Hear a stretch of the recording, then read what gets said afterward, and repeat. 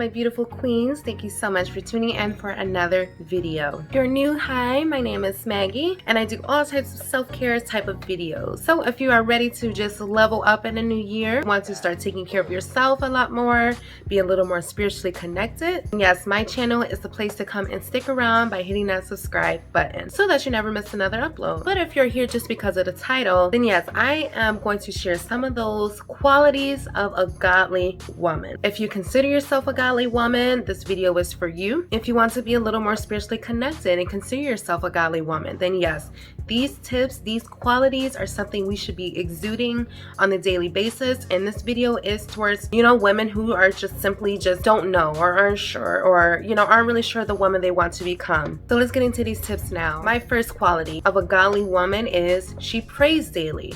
Yes, daily prayer is important. And no, I'm not some hot up saint, and I just get up and spend hours and hours praying, even though that is wonderful. That is beautiful. Seriously. But if you're like me, then yes, daily prayer is important, but I like to pray while, for the little things. I pray while cooking. I pray while, cleaning and things like that. So again, it doesn't have to be this long drawn out prayer session, even though that's wonderful, but God looks at prayer as just conversations with him.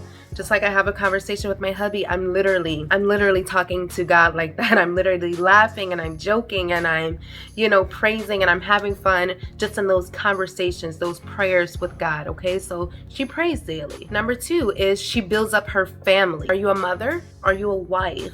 Are you taking care of a household? Then yes, it is our job to build up our families, whether it's through prayer, whether it's, encouraging your husband, whether it's, being there for the kids and always making sure that everything is good. Like that can literally mean anything. But it starts in the home. It starts with how are we treating our children? How are we treating our husbands and our households, our literal households? How are we building up our homes? So that's definitely something to start to think about and to start developing. My next quality is she speaks with wisdom. I know we all know those people who just talk just to hear themselves speak. I also know that we know those people who just talk in repetition or just talk like everything that comes out of their mouths, no substance, has no meaning, has no real value. So it's important that we are, holding ourselves accountable for what's coming out of our mouths or the conversations that we're having and even the advice that we're getting, right? Because we're not God. We should always advise God first, of course. But I'm just saying, whatever it is that you're speaking, everything that comes out of your mouth, double check it, make sure that it has some type of value.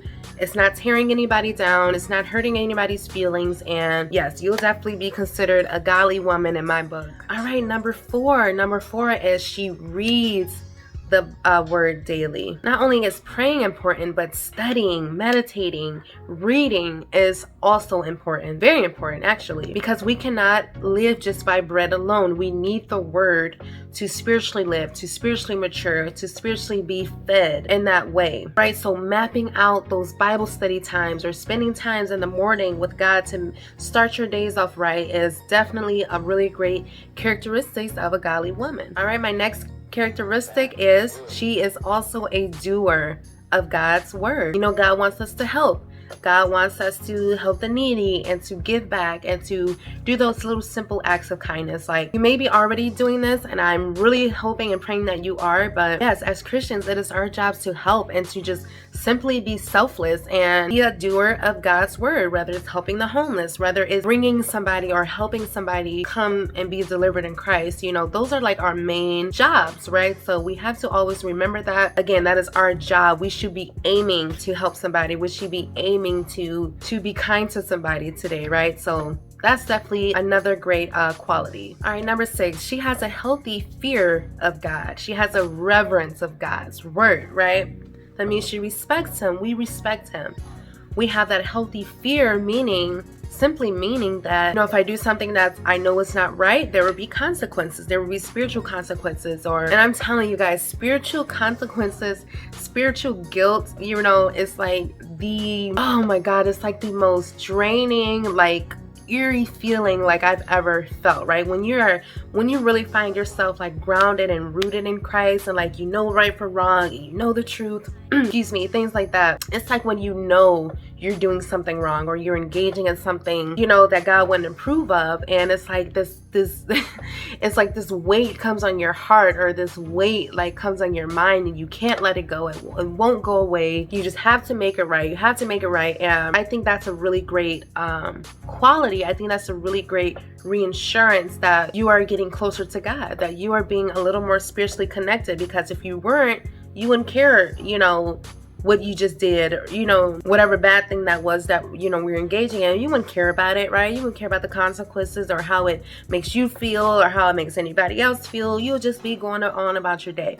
But if you consider yourself a godly woman, a Christian woman, then yes, you will have those moments and you just want to, you know, do right. So I think that's a really great quality of a godly woman, is having that fear of doing wrong, right? Always wanting to walk in Christ, right? All right, number 7 is she, or we display godly conduct. Remember I said about helping and about watching our tongue, and you know, all of that kind of comes under the same umbrella, but we literally have to start walking in godly conduct, right? The things that we wear, ladies, oh my goodness, that is a whole different video. But the things that we wear, the things that we share, the way that we talk, right? Cursing, right? Like we should always be trying to aim towards better. We should always be trying to aim towards good, right? And to act as close to Jesus as possible, right? That's exactly that's all I mean by that. Walk with Jesus, try to act as much as Jesus as possible. That's displaying godly conduct. All right, number 8, a lot of us probably don't even want to hear this, but it's true, it's just, and we have to do it. And that is being obedient and submissive. Not only in God's word, but if you're a wife, right? If you have a household, if you're a mother, then that's being obedient and submissive to them as well. But again, I can really go into detail and do a whole separate video on that, because I think that's super important, especially in this day and age where everybody's kind of doing their own thing.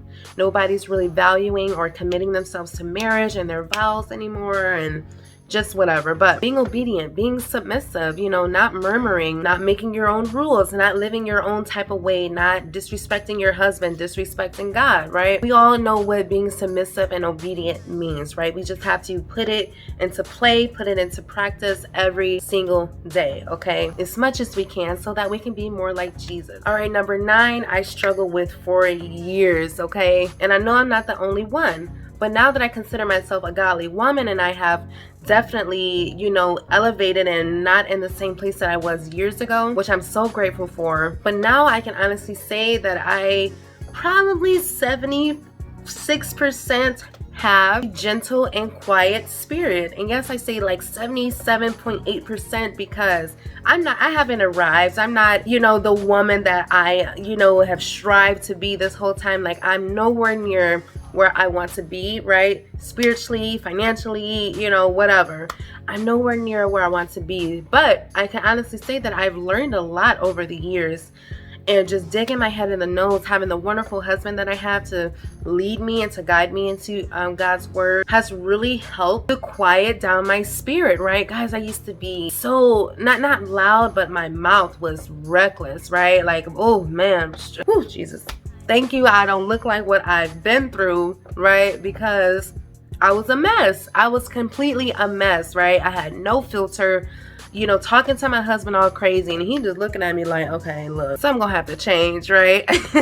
So I really think focusing and developing that quiet spirit, right? Not being easily offended, or, you know, letting so much just get to you or just change your whole mood and anger, whatever. Responding all crazy, right? The way that we respond to certain situations, like all of that plays a big part in how rooted and grounded that we are, right? If you're so easily manipulated and people can just change your mood and just change your whole perspective in an instant, then you're probably not as rooted and grounded in Jesus as you need to be. And I really encourage you to get more rooted and grounded. I'm telling you, because again, that all comes with a quiet heart, a quiet spirit, a gentle heart, a gentle spirit, right? Which I'm still working on myself, right? But I'm just saying I'm far from where I used to be, right? So as long as you're making progress, I think God is very, very pleased with that. And my last quality of a godly woman is that she's fearless and she's selfless. So she's fearless. She's not letting the everyday, day-to-day problems